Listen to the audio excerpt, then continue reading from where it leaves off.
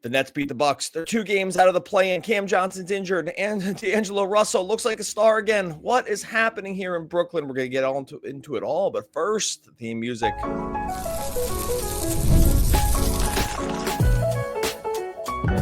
You are Locked On Nets, your daily Brooklyn Nets podcast. Part of the Locked On Podcast Network, your team every day.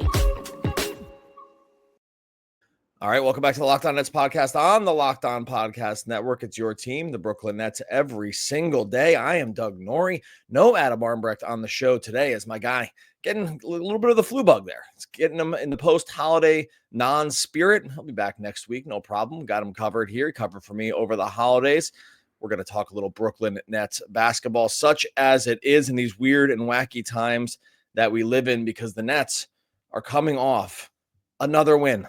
What is happening here? They're 13-21 on the season. They were stomping out the Bucks before the Milwaukee Bucks made a crazy end of game comeback, went on a 20-0 run that looked like the Nets were going to once again pull defeat from the jaws of victory. A result that many fans, and those that are the mathematically inclined or on the lottery at least, even though it kind of sucks to root for losses, wanted to probably end up happening. There's it's divided the Nets fan base such as it is to think about, sort of what the Nets are rooting for. And we'll get into that, what fans should be rooting for over the course of the season. Regardless, this game comes down to a lot of those different storylines, a lot of the different talking points, a lot of the different consternation that everyone is feeling around the wins, around where they land in the lottery, and around the maybe tradable aspect of some of these players, because we're going to get into Cam Johnson here in a little bit and what happened to him at the end of the game. But beginning into this game, when they bring on D'Angelo Russell, the Nets kind of signal that, we're going to not stay competitive, but we're going to at least have NBA caliber basketball players that are going to take the court for us. And that's what they've kind of showed they want to do so far, that Jordi Fernandez wants to coach games to stay in the game. He wants to coach up players. He wants to run a lot of different actions that have really been pretty great, all things considered, with where the Nets just are trying to formulate some of their offense. They've won more games already than at this point than any realistic fan probably would have thought. To be 13-21 on the season in a season where they went into the game, they went into the year with an implied total somewhere around 18.5 or 19.5. I mean, they're basically already there with a bunch of games left to go. But this Bucks game, they're out to a double-digit lead. They're out to 20-plus point lead. They look great. I mean, this is a fully healthy Bucks team that they're playing against. Giannis is back. Middleton's back. Not playing full minutes, but he's back in the starting lineup. Dame's back after having been in and out. They dealt with some sicknesses. These guys are playing essentially max minutes. Lillard at 40. Giannis at 37. This is a Bucks team that's looked a lot better, won the NBA Cup, looked a lot better since they really struggled at the beginning of the year. And the Nets, who go out there, no Noah Clowney, they start D'Angelo Russell, Cam Johnson, Jalen Wilson, and Nick Claxton, are crushing the Bucks during this game. They're up, I think 24 at one point here. Looked like they was going to win going away. It was that sort of a fourth quarter, last 4 or 5 minutes hero effort by the Bucks to get themselves all the way back in it that really ends up making it close. And the Nets could have lost this one, right? The Bucks missed an opportunity to win it at the end of the game. They got another opportunity on the play that Cam Johnson was ultimately injured on. And so the Nets in some way were lucky to end up come away with this win. If you look at how the final sequences that ended up playing out, that Bucks had chances to win. They missed a point blank shot at the rim too that looked like it was going to end up taking the lead. So the Nets, while they're up a ton in this game, it looked, but with the way the fourth quarter shook out, it didn't look like they were going to really end up holding on to it. The crowd's really into it. Clearly, the Bucks really want this win. They do not want this to happen. This is a bad result for Milwaukee overall. And this kind of ends up just being the story of the Nets season. They're playing way above their heads. They're one of the best teams in the league against the spread this year, which makes sense if you look at their implied total and how many wins they have. How could it work out any other way? They've won a bunch of games outright, like this one, where they were massive dogs. I mean, they were plus 14 going into this game, plus 14. So one of the bigger upsets of the whole season, plus 14. It might be the one. I should look this up. It might be. I'll take a pause at some point here and look this up. It might be one of the biggest just upsets. It's just in terms of overall point spread that we've seen all year, considering they were plus 14 going into this one, and here they are with yet another win. And if you're a part of the fan base, now if you're part of the fan base that wants the Nets to punch above their weight, if you want them to just kind of get these wins, you want them to play hard, set a culture, you love this. And by the way, I'm rooting for it's really hard to root against a team in the middle of it. Like, they're playing hard, they're beating this Bucks team. I know Nets fans feel a certain way about Giannis. And so it does, and Nets have the Bucks pick, so losses against the Bucks, maybe shoot that pick a little bit better. I mean, there are other narratives that you can kind of talk yourself into when it comes to the Nets just beating this team. But overall, even so staunch defenders of culture and staunch defenders of win at any cost are going to love this result. If you're on the side of, you want the best lottery odds possible, that these wins are meaningless, that, in the end, you don't want to be vying for the play-in, which is kind of where the Nets are right now. You want to be getting into that Cooper Flag zone, into that Dylan Harper zone, maybe Ace Bailey, who went off last night for Rutgers. You want to be in that zone of draft picks. Like, this is where, these are the kinds of games that make you want to rip your hair out. I don't have the hair to do it, but if I did, I can definitely see why. You're playing the long game. You're looking at how NBA teams are generally built. You're looking where superstars generally come from, top of the draft. Not always. I know everyone's going to come in with their Jokic and their Giannis here. I'm saying on average, or the mode on the best players comes from near the top of the draft. I get that there's that the scatter plot looks like it comes from all over for sure, but it's for sure still concentrated higher up in the draft in the aggregate. So anyway, these are the games that just kind of drive you nuts. But also, look, if you're a fan and you're watching this game, you see D'Angelo Russell, running point in a way that's like unlocking some of the bigs. You got Cam Thomas coming off the bench, but just on an absolute heater to start the game. He had like 17 points in 17 minutes. He finishes with 24 points and 7 rebounds, 2 assists. Like, he just can't be stopped. And you're like, oh my gosh, like, what is actually happening here? And I'll get into a little bit more of each of those guys' games sort of as we go in through this episode.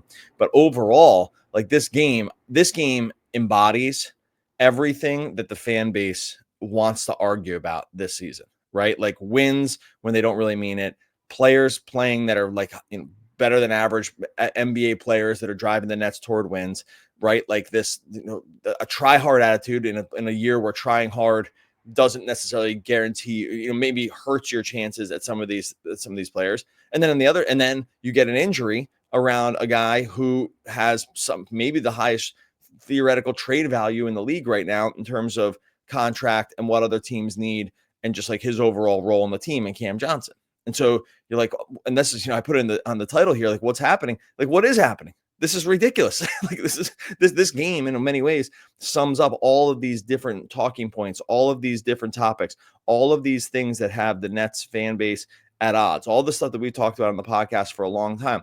All this stuff kind of just coalesces into this one wild game. And then you get near the end where the Bucks are going for a buzzer beater, and it would have and maybe we're not talking about a lot of this stuff, and maybe they win and Cam doesn't twist his ankle and all this other stuff. Like, these are the tiny things that seasons are made on.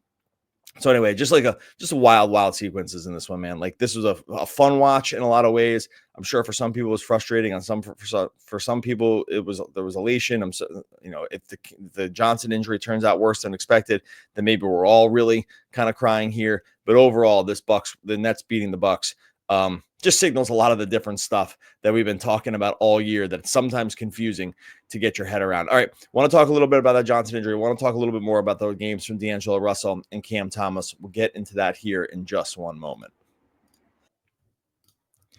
Before we get to that, I'll tell you about our friends over at FanDuel. No better time to get in on the action here than over at our friends on FanDuel, where they're offering $250 in bonus bets if you win your first $5 real money bet. Look, the NFL playoffs are here. It's not too late to get in on the regular season action. They got week 18 coming in, a bunch of backup. Like, this is one of those weeks to really take advantage of stuff. If you're really paying attention, you got your ear to the grindstone when it comes to the NFL, this is the week, because there's all kinds of backups playing. There's some teams that really need to go for it. Some teams really need the wins. Some teams no. Sometimes got some of these guys with incentives. There's all different ways to take advantage of this over on FanDuel, between the game odds, between the over-unders, between all those player props, like I said, all those incentives that are happening. FanDuel has so many ways for you to pick up the W.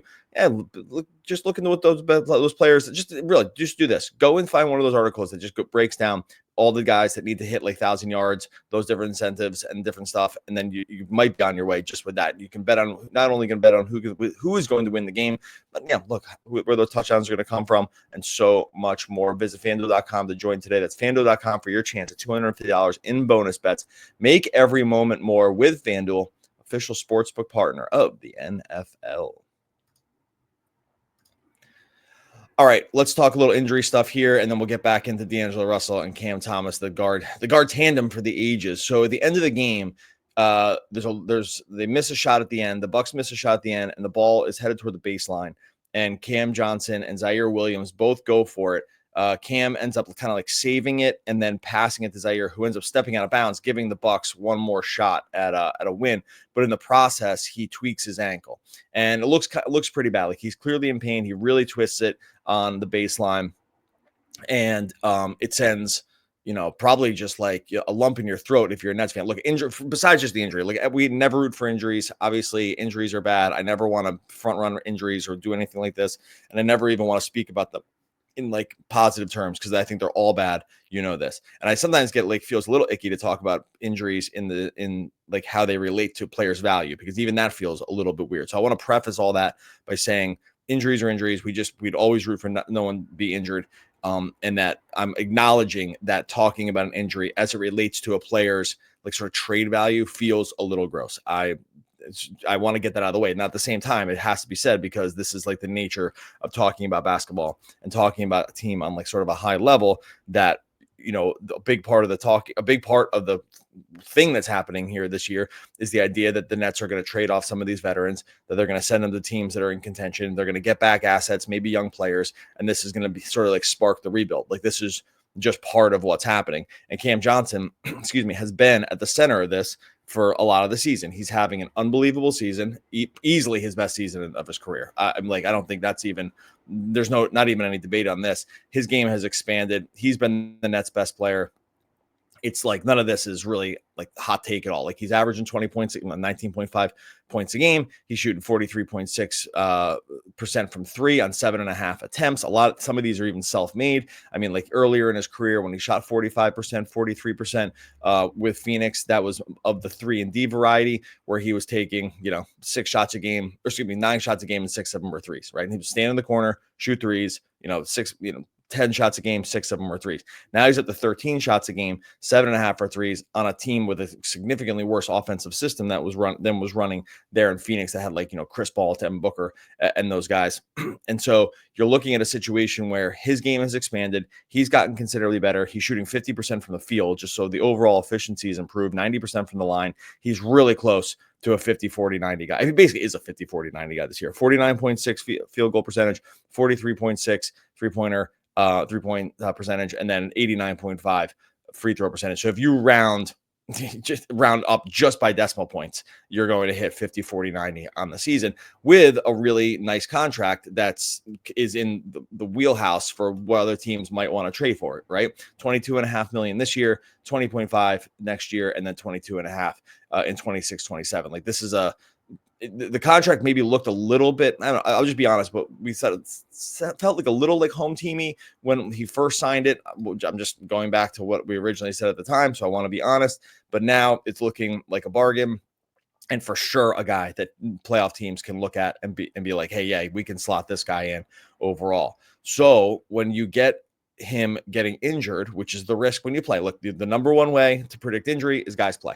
Like that's it, right? Guys, the more the guys play, the more they get injured. Like that's just how it happens. Like, so, but you got to play, and you're not going to just sit guys out and not going to wrap them in bubble wrap. And, you're not just going to just not play a guy because then you're not going to trade value and it just look weird. So I get it. You have to play the guy.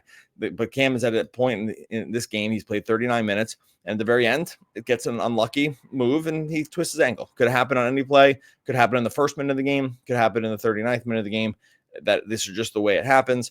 And it's unfortunate. The problem Okay, the good news first is Brian Lewis reports that I'll just quote his tweet here. Cam Johnson hurt his ankle and had x-rays tonight at 5-Star Forum. He told the Post that the imaging came up negative, so he and the Nets avoided the potential worst case scenario.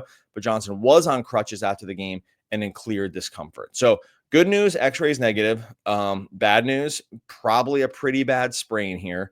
And that would be my guess, not being any kind of like medical expert, even though I play one on television. There's it's probably some kind of grade something sprain, and there's going to be a timeline around like when he'll be able to return. If it's a sprain, we can know that like those are kind of full recovery pieces. No big deal. X-rays negative. It's not going to be. There's just not too much to worry about in terms of like sort of the overall long-term thing. The problem is that how long it takes to recover from this. The trade deadline is February 6th, right? We've seen in the past that players being injured can affect their overall trade value because you're uncertain about like what the other team that's trading for you is uncertain what they're getting. Like I would be hesitant to trade for injured players too.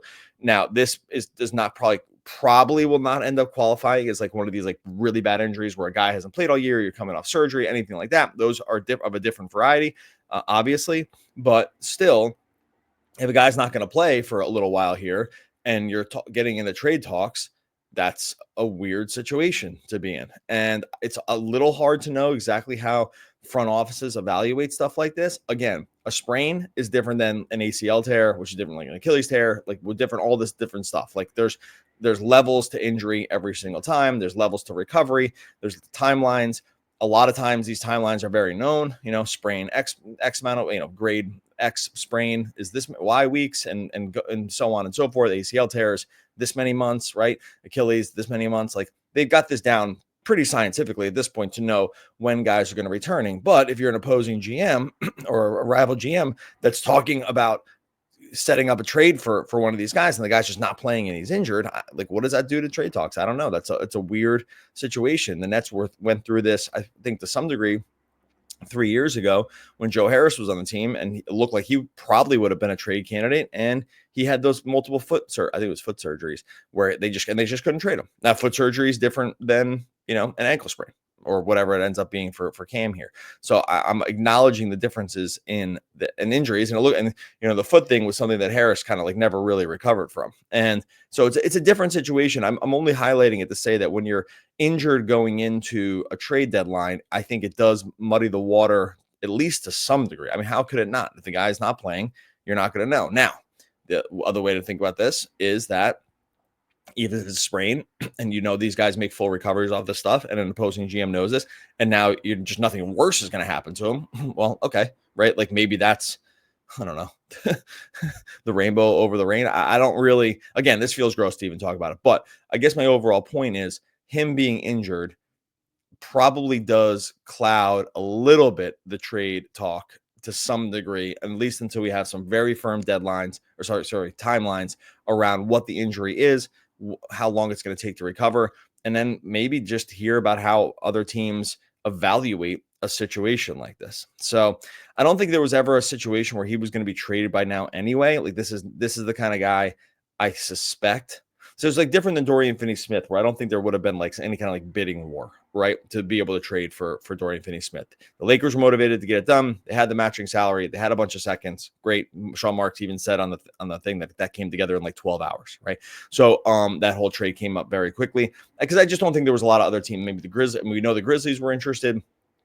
They weren't going to beat the offer. Nets were ready to just do it, move on. Dorian Finney-Smith's a little older, right? It's unclear if that market's going to dry up, right? Just get it and get it done. Cam Johnson's market's not going to dry up. Like he is just a guy that fits into any team that is trying to win now. So the market itself is not really going to dry up. So I don't think that he was a candidate to just get traded now, because I think you will just see offers increase. Assuming health, you'll see offers just increase as time goes on. But again, if it's a multi-week timeline for injury recovery or whatever it ends up being, I don't know. Maybe the phone calls come a little bit less because you just don't want to try to trade for an injured player. So interesting situation, not ideal. It was a bummer to see it happen. Again, we never want the injuries to occur. Injuries feel gross. And it really, really sucks. But this one had this like added layer of that there's another thing sort of happening with Cam Johnson here outside off the court, right? That it raises some question marks going forward about what's going to happen there. All right, want to close it off with some D'Lo and with some Cam Thomas. Talk about what this backcourt looks like going forward. We'll talk about that here in just one moment. Before we get to that, tell you about our friends over at Game Time. Look, you love going to live events, sports, music, theater, comedy. Look, some of the favorite memories you're going to have in your life is going to be doing some of this stuff. I know some of my favorite memories are just games I've gone to, concerts I've been to, energy, incitement. Can't really beat it. Game Time's made it even easier to get tickets to your favorite events with their new feature Game Time Picks. It filters out the fluff. It's going to show you incredible deals and great seats. You can be able to see exactly what you're going to see when you sit down. You're not going to waste time searching through thousands of tickets. If you head on over to Game Time right now, you want some Nets stuff going here. You got Sixers at Nets coming up on Saturday. It's going to start at $47, but that's Brooklyn basketball lunchbox night over at Barclays. It's going to get a little bit more affordable going into the next week. Pacers at Nets starting at $10. Pistons at Nets starting at $8. Come on, stop at Game Time. These are just some of the deals you're going to go over and grab on Game Time. Take the guesswork out of buying tickets with Game Time. Download the Game Time app. Create an account. Use the code LOCKEDONNBA for $20 off your first purchase. Terms apply. Again, create an account. Redeem that code LOCKEDONNBA for $20 off. Download Game Time today. What time is it? Game Time.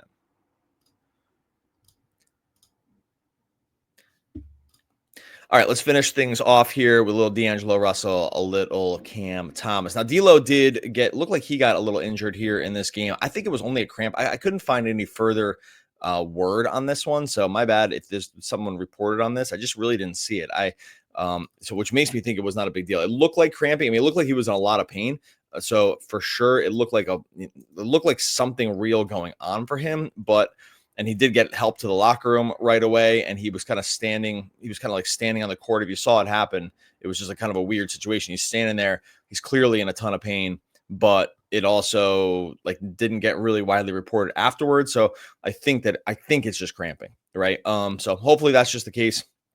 And leave me a note, obviously, if I'm wrong about that one. But don't think that's going to be a long-term injury. But we did see D'Angelo Russell just sort of working the Nets offense in a way that really the only other guy that was able to do this was Dennis Schroeder on the team, right? Like these guys that are methodical, that can take their time setting things up. Looked like he was getting paid per lob early in the game when they were running pick and roll. He was I think the first 3 trips down the court maybe were just lobs to Claxton. Only one of them worked. One was Claxton's fault. One was a bad pass from Russell, and one ended up being a dunk.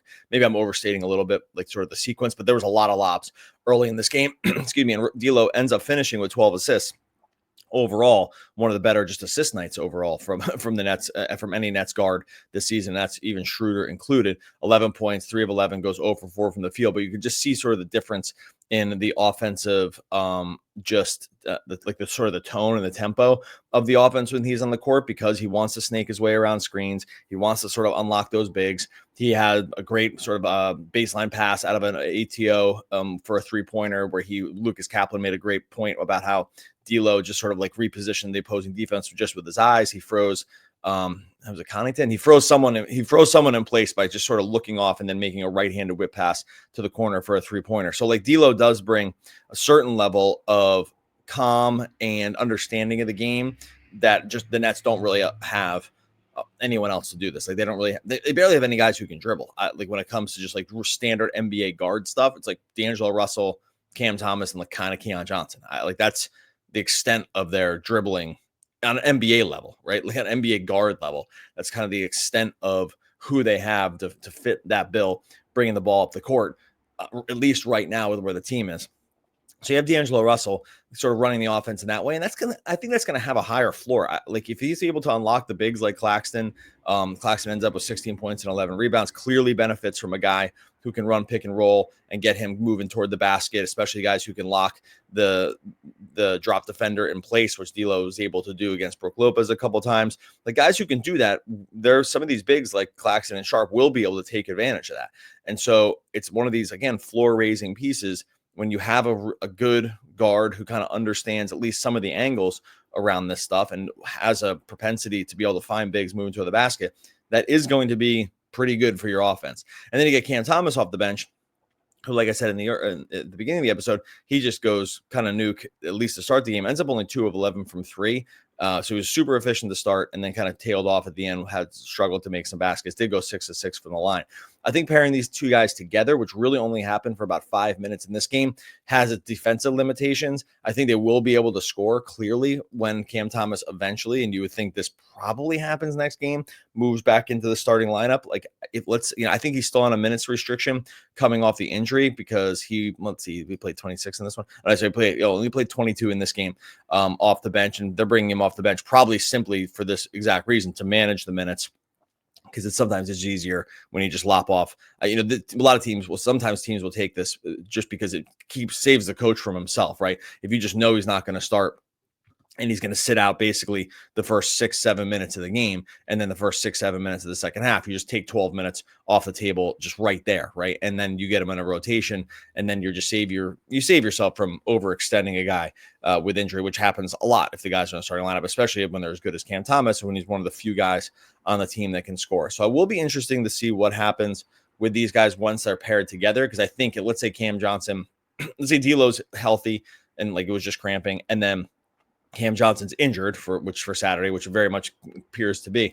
I think we'll probably see a starting lineup switch where they move Keon Johnson out of the lineup, they put Cam Johnson in his spot, and then they put Zaire Williams in Cam Johnson's spot they try to make sure that they have enough size and defensive prowess to get over on what's clearly going to be not a very good defensive backcourt in D'Lo and Cam Thomas. Defensively, that's just not going to be anything that scares anybody. But you add Zaire Williams in there, you have Claxton in there, and let's see about Noah Clowney. He did end up sitting out this game. Let's say Clowney's back with a hip injury. I'm not sure what the timetable on his is. Okay, so maybe you figure you get away with it enough defensively with those three, with the 3 through 5, and then that makes up for what D'Lo and Cam Thomas can't really do defensively, but can bring offensively. And that's probably an offensive that probably can click a little bit. We'll see. Again, only 5 minutes for these two guys during this game, but I think we're going to see the switch there. So it'd be interesting to see what happens with those guys on the offensive end. Like I said, D'Lo does unlock pieces of this offense that really only Schroeder was able to do before. And if you're ever thinking about development and what's good for these players, I mean, that is good for the bigs. Being able to play with a point guard that can control the action, that has sort of a cerebral approach, that wants to get assists, that wants to get you, once you get going to screen and dive stuff, once you get it in pick and roll, is going to be able to freeze the defender, get the trailing defender on his hip, and then freeze the drop defender because you can pull up for the floater. You're not sure what they're going to do. D'Lo does do that pretty well. And I think that is a good thing for some of these bigs, even though if you're part of that Nets fan base that doesn't want these guys to be floor raising in any sense of the word, then that probably drives you nuts too. So be interesting to see these guys play a little bit more together. I think it's going to be good enough on offense, probably pretty bad on defense, but I don't think we're too worried about those kinds of outcomes. All right, we're going to get out of here. Another crazy Nets win. Don't really understand what's happening here. 13 wins on the season. Make it make sense for somebody. Goes in the leave a YouTube comment and try to make it make sense for me, because I know this has Nets fans to some degree still very much divided. Make sure, like I said, with YouTube, make sure you subscribe over on YouTube. We're pushing toward 8,000 followers. We want to get there. Nets are tanking. Never mind. The Nets aren't tanking. They're holding up their end of the bargain when it comes to wins. We were joking about that before, but no, they're actually holding up their bargain when it comes to actually winning and staying in games. You hold up your end of the bargain. Go subscribe over on Locked On Nets YouTube. Subscribe wherever you listen to podcasts as well. Get to this part of the podcast where we always are looking for those quotes from those great American poets. And once again, I didn't bother to look one up this time. That's because that's what Adam Armbrecht's job's been for the whole time we've been doing the podcast. But my man's sick. He's not feeling good. So wish him well. Wish one of those great American poets, Adam Armbrecht, to get better. We'll be back again Monday, talking more Brooklyn Nets basketball.